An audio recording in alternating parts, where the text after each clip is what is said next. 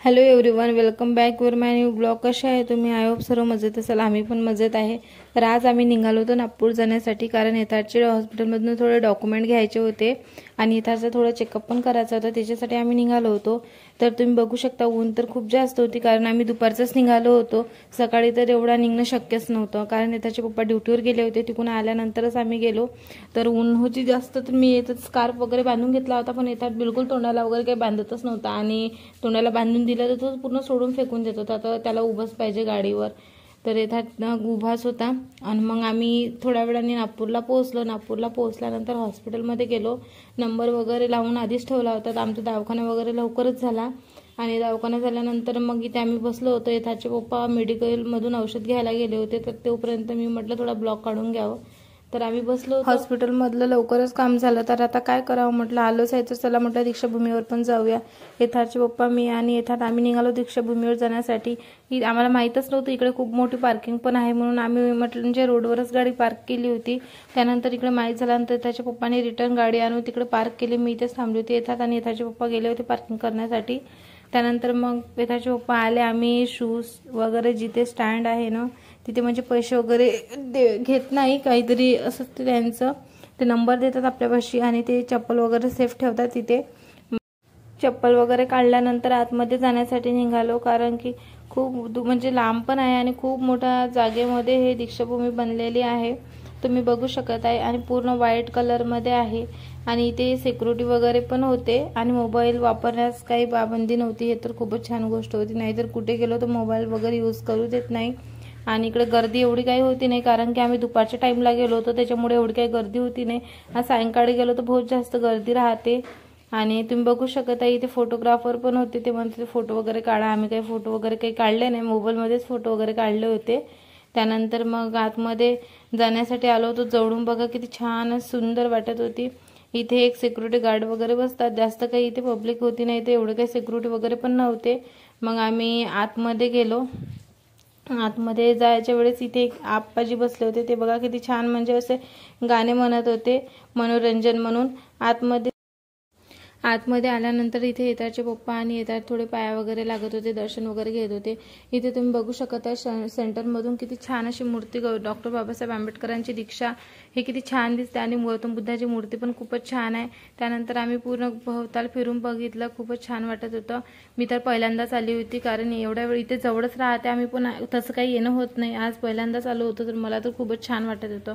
तुम्ही पण या आणि थोडा वेळ तिथे टाइम स्पेंड करून बघा, शांततेत बसून बघा, खूपच छान असं वाटेल तुम्हाला.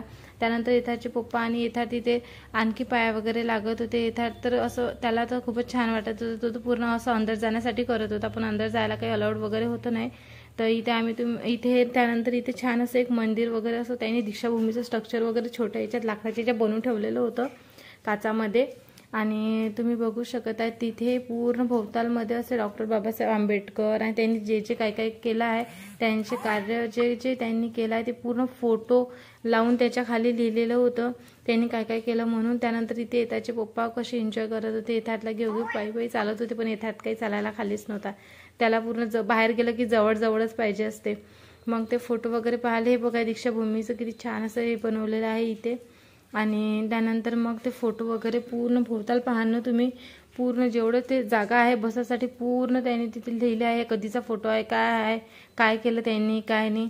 तर तुम्ही नक्कीच पहा. थोडं आपल्याला कसं आल्यानंतरच माहीत होते काय आहे काय नाही, थोडी इन्फॉर्मेशन पण भेटते आपल्याला. तसं तर काही माहीत राहतच नाही, इथे आल्यानंतर थोडं काही माहीत होते. तर तुम्ही नक्कीच या आणि पहा स्वतःच. त्यानंतर आम्ही पूर्ण बघितल्यानंतर मी पूर्ण शूट वगैरे घेतला तिचा.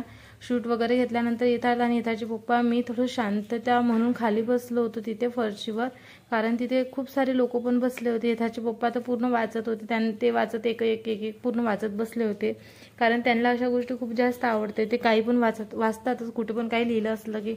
त्यानंतर येतात ते इथे खेळायला पण लागला होता. आम्ही बसलो होतो. येतात तिकडे गोल गोल फिरत होता, खेळत होता, कारण की येतातला असं म्हणजे घरच वाटते कुठे पण. आणि ती खरंच घर वाटण्यालायकीचीच जागा होती, खूपच शांत आणि कोणी आवाज नाही, काही नाही. तर आम्ही पण तिथे बसलो. मग बसल्यानंतर थोडं आणखी तिथे गेलो, फोटो वगैरे काढल्यानंतर मग येथाचे पप्पा म्हणत होते आता जाऊया आपण. तर मी म्हटलं थांबा थोडा वेळ आणखी, मग जाऊ थोडा वेळ. आणि तर इथे आणखी फिरत होतो, शूट वगैरे घेत होतो. आणि मग नंतर निघालो बाहेर येण्यासाठी. तर येताचे पप्पा म्हणते ते थांब आणखी मग जाऊ. खूप जास्त पब्लिक होती आतमध्ये, एवढी काही पब्लिक बसली नव्हती कारण दुपारचा वेळ होता. तर नाहीतर सायंकाळी इतकी गर्दी राहते, खूप जास्त गर्दी राहते. आणि मग इथे आम्ही खाली बसल्यानंतर येतातला भूक पण लागली होती. येतात बघा कसा करत होता, येतातला भूक लागली होती. तर येताचे पप्पा म्हणत होते थोडा वेळ बस, नंतर आपण बाहेर जाऊन त्याला जेवण वगैरे दिलं. आणि येताचे पप्पा वगैरे आम्ही बसलो होतो तिथे, तुम्ही बघू शकत आहे. आणि इतका एन्जॉय खरंच खूपच जास्त. आणि बाहेर इकडे तिकडे फिरल्यापेक्षा तिथे जाऊन बसणं तर खूपच छान आहे. आणि आम्हाला घरी जायला वेळ होता त्याच्यामुळे आम्ही थोडं जाऊन बसलो होतो तिथे. मग येथातला आम्ही जेवण वगैरे तिथेच देऊन दिलं कारण की येथात राहतच नव्हता. जेवण भूक लागली होती त्याला, तर चिडचिड करत होता. तिथे जेवण वगैरे देऊन दिलं आणि मी बसले होती. मग येथात आणि मी आणि येथाचे पप्पा आम्ही निघालो घरी जाण्यासाठी. आम्ही निघाल्यानंतर मार्केटमध्ये पण थोडं काम होतं. आणि नागपूरला आल्यानंतर मार्केटमध्ये नाही गेलं तर काही मजाच नाही. आता आम्ही मार्केटमध्ये जाण्यासाठी निघालो होतो आणि मार्केटमधून थोडं सामान वगैरे घेतलं. आणि मग नंतर घरी यायला अंधारच झाला होता कारण की एवढा वेळ फिरण्यात आणि टाईम तर लवकर बाहेर निघालं की टाईम लवकरच चालला जाते, माहिती नाही पडत किती वाजले काय वाजले. तर आणि इथेच आम्हाला ऑलमोस्ट 5-6 वाजून गेले होते निघण्यासाठी. तिथून निघाल्यानंतर मग मार्केटमध्ये गेलो, मार्केटमधून थोडी शॉपिंग वगैरे केली. आणि शॉपिंग वगैरे केल्यानंतर मग घरी जाण्यासाठी निघाला. आणि शॉपिंग वगैरेचं काही शूट घेतला नाही कारण की अंधार झाला होता आणि काय घ्यावं म्हटलं. Okay bye. लाईक करा, शेअर करा, सबस्क्राईब करा.